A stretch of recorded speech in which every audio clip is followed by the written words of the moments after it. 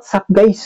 Bagong update ni Meta ngayon guys, ngayong 2023, magugulat ang lahat dahil dito sa nakikita dito sa atin sa itaas, itong dalawang sikat na content creator dito sa atin is meron tayong si Senyora. So kakapasok lang na balita na nag-missing po yung page ni Senyora at yung isa naman kay Rendon Labrador noong nakarang araw.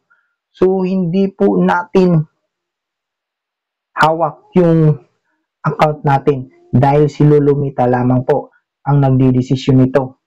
Kasi hindi pa natin alam kung talagang ina-unpublish yung mga page nila or talagang binura ni Lulumita dito sa Facebook.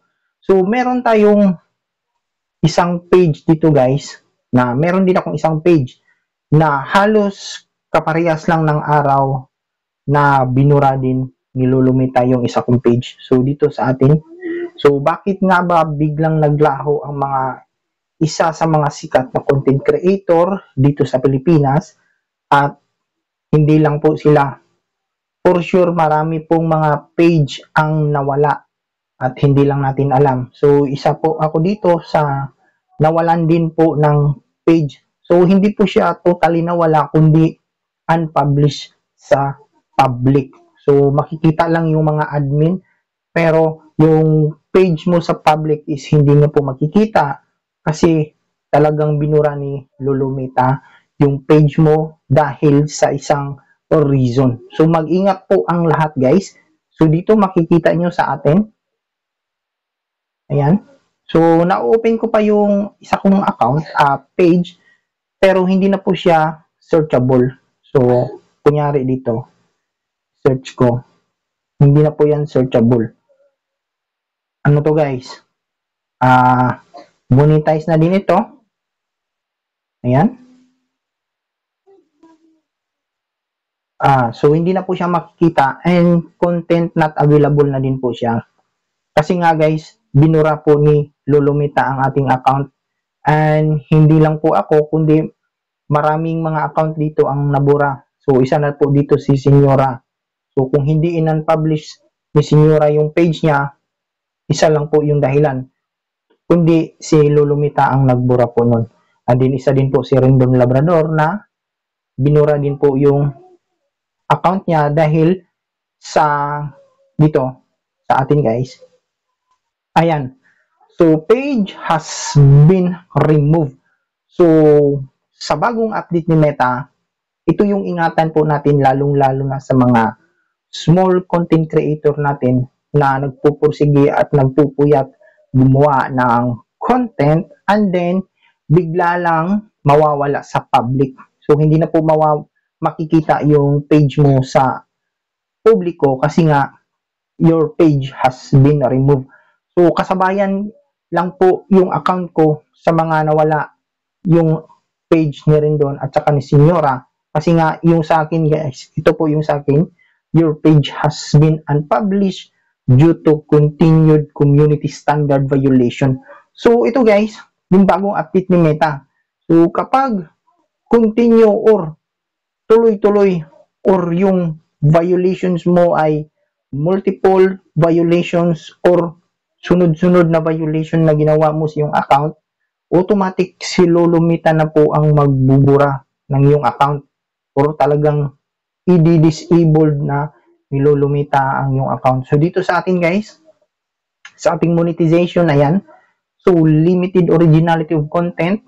So, hindi ko alam kung bakit biglang binura ni Lulumita. Inaayos ko naman ito nung nakaraang araw. And then, nung naglinis si Lulumita, yun nga, nakasabayan kong na naglaho ang account ni Rendon at saka ni Senyora and din to sa akin. So, isa lang po yung reason natin naglinis po si Lulumita ng mga page or account na merong mga multiple violations. So, ingatan po natin ang ating account guys kasi talagang hindi tayo sinasanto ni Lulumita. So, isa na din po ako sa nasampulan kung bakit nawala yung isa kong page dito guys. Kasi nga, page has been removed. Talagang dinisabled ni Lulumita. Ayan, so dito sa atin guys, monetize na po tayo. Ayan, so nasayang lang din po ang ating pinaghirapan kasi nga, ayun, so go to policy issues. And hindi lang po yan, hindi lang po policy issues, kundi talagang disabled ni Lulumita ang ating account. So dito, ayan, so makikita nyo, we remove your page, it doesn't follow our community standards. So ito lang po yung may papayo ko sa inyo guys, na ingatan po ang yung account at wag kayong basta-basta magkakaroon ng violations or sunod-sunod na violations. Kasi nga ito sa akin guys, pangalawa lang po or ay tatlo. Naalala ko, tatlong violations lang po ito. And then, ito na, ginawa ni Lulumita, automatic dinisable niya yung page ko. And then, nag-appeal na din po ako. And nag-reply na din po sila na talagang wala na daw magagawa. Kasi nga, dinisable na yung page ko na monetize na sa live ads. So, napakahirap pa naman ng requirements ng live ads. And then, dahil lang sa isang violations sa limited originality of content, talagang nawala na po yung page natin. So, ingatan po yung account at huwag na huwag kayong basta-bastang mag-upload ng mga video or content na hindi sa inyo. Lalong-lalo na sa mga music or sa mga audio na hindi nyo pagmamayari. Kasi dito sa akin guys, is nagkaroon lang ng limited originality of content dahil lang sa audio. And then ito na nga, bigla ang naglinis si Lulumita, and for sure ito yung dahilan kung bakit nawala at naglaho yung mga malalaking content creator kagaya ni Senyora or ni Rendon Labrador na biglang nawala sa publiko. So for sure, ito yung dahilan sa multiple violations or sunod-sunod na violation sa iyong account. So yun po yung ang mapapayo ko sa inyo guys. Ingatan niyo po yung account at gumawa kayo ng original content at huwag basta-basta lalabag sa rules ni Lulumita. Ayan, so kung may katanungan kayo guys sa ating video or kung may problema kayo, pwede kayong mag-comment or PM sa akin. At sa mga nahihirapan pa rin sa in-stream ads, pwede ko kayong tulungan para sa inyong 60K. And for more tips, follow and PM po ako.